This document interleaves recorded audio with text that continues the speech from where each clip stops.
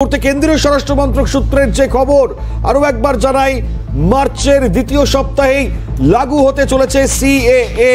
অত্যন্ত তাৎপর্যপূর্ণ, লোকসভা ভোট ঘোষণার আগেই নাকি সিএএ, অর্থাৎ কেন্দ্রীয় স্বরাষ্ট্র মন্ত্রক সূত্রে যে খবর যে আদর্শ আচরণবিধি লাগু হওয়ার আগেই সিএএ লাগু হতে চলেছে।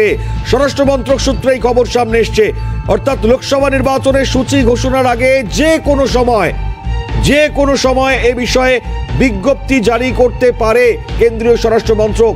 এবং আপনারা জানেন, এই আইনে আফগানিস্তান, পাকিস্তান এবং বাংলাদেশ থেকে যারা ধর্মীয় নির্যাতনের কারণে ভারতে পালিয়ে আসা সংখ্যালঘুদের ভারতীয় নাগরিকত্ব দেওয়া হবে। এবং 5 বছর আগে 2019 সালে সংসদে এই আইন পাশ হয়েছিল এবং বিল পাশের পর সেটি আইনে পরিণত হয়। খুব স্বাভাবিকভাবেই খুব তাৎপর্যপূর্ণ আজকে এই গোটা পরিস্থিতিতে দাঁড়িয়ে আমি অবশ্যই একটু আপনাদেরকে এটাও দেখাবার চেষ্টা করব।